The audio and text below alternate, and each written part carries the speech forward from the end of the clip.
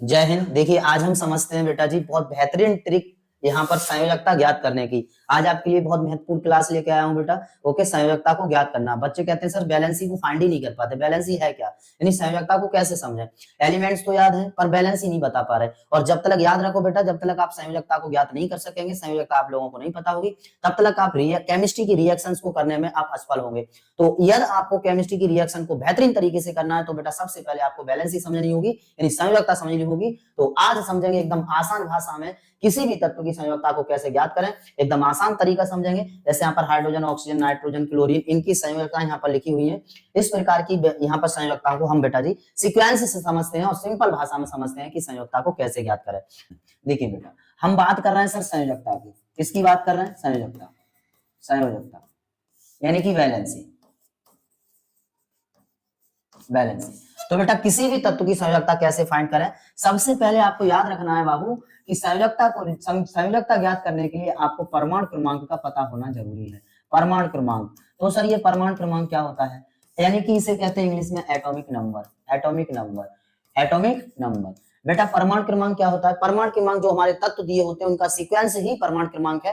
कि जैसे हाइड्रोजन है, हाइड्रोजन 1 पर आ रहा है, हीलियम 2 पर आ रहा है, लिथियम 3 पर आ रहा है। तो यहाँ पर इनका जो सीक्वेंस है 1 2 3 4 5 6, यही जो फिक्सेबल इनका नंबर है यही क्या कहलाता है? परमाणु क्रमांक कहलाता है। यानी कि तत्वों का जो नंबर दिया हुआ है वही क्या है? परमाणु क्रमांक है। तो वहां से आपको परमाणु क्रमांक जरूर पता होना चाहिए, तब जाके आप यहाँ पर क्या फाइंड कर पाएंगे? संयोजकता को अच्छी तरह से ज्ञात कर पाएंगे। तो बेटा संयोजकता ज्ञात करने के लिए एक रूल आप याद रखोगे, बस रूल कौन सा है? 2 8 8 18 18 32। हालांकि इतना लंबा हमारा नहीं जाता है, बस 288 तक ही रहता है। संयोजकता को बड़े आराम से फाइंड कर सकते हैं। यहाँ पर देखिए कैसे। जैसे मैं बेटा यहाँ पर आपको कहूं, बेटा मैं कहूं कि क्लोरीन की संयोजकता फाइंड करो। क्लोरीन, अब क्लोरीन का आपको एटॉमिक नंबर पता होना चाहिए, यानी परमाणु क्रमांक पता होना चाहिए। तो बेटा क्लोरीन का परमाणु क्रमांक कितना होता है? 17। कितना होता है बाबू? 17। यहाँ पर एक ट्रिक याद रखोगे, शॉर्ट ट्रिक, बिल्कुल इजी। 1 2 3 4 5 6। याद है बेटा, किसी तत्व के इलेक्ट्रॉन में अगर वाह्यतम इलेक्ट्रॉन की संख्या बेटा जी 1 हो, ठीक है, अगर वाह्यतम कोष में इलेक्ट्रॉन की संख्या कितनी हो बाबू? 1 हो, तो 1 को वो क्या करता है? दान कर देता है। 2 को भी दान कर देता है, 3 को भी दान कर देता है, और यदि 4 हो तो 4 को ले भी सकता है और दान भी कर सकता है, दे भी सकता है और ले भी सकता है। और 5 लेगा, 6 लेगा यहाँ पर, ठीक है। क्या क्या कंप्लीट करने के लिए? अष्टक कंप्लीट करने के लिए।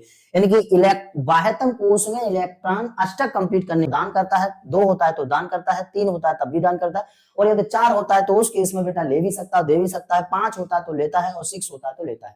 बेटा यदि दान कर रहा है तो साइन जाएगा पॉजिटिव में, और ले रहा है तो साइन जाएगा बेटा नेगेटिव में। ओके, इतनी बात याद रखिए। तो दे रहा है तो साइन प्लस, ले रहा है तो साइन माइनस। ओके, यहाँ पर अब इसे आपको 17 को इस रूल के हिसाब से तोड़ना है। तो सबसे पहले 2 लिखो। 17 में से 2 गया, कितना बचा बेटा? 17 में से 2 गया, कितना बचा? 15 बचा। ओके, अब यहाँ पर 8 लिखो। सर यहाँ पर 2 8 10 हो गया, और यहाँ पर फिर लिखो बेटा, अब बचा कितना? 2 8 10, 10 में से 17 में से 10 गया तो बेटा 7 बचा। यहाँ पर लिख दो सर 7। कितना है? 7। और यहाँ पर एक बात याद रखना, 7 और होगा तब भी ये लेगा। ओके, 7 होगा तब भी लेगा। अब यहाँ पर बाद में देखो, वाह्यतम कोष में उपस्थित इलेक्ट्रॉन की संख्या यहाँ पर कितनी है बेटा? वाह्यतम कोष में उपस्थित इलेक्ट्रॉन की संख्या कितनी है? 7। यहाँ पर बताइए 7 है तो ले रहा है। अष्टक कंप्लीट करने के लिए, मतलब 8 इलेक्ट्रॉन कंप्लीट करने के लिए यहाँ पर इस 7 को कितना चाहिए? 1 चाहिए। कितना चाहिए? 1। तो ये किसी से क्या करेगा? ले लेगा।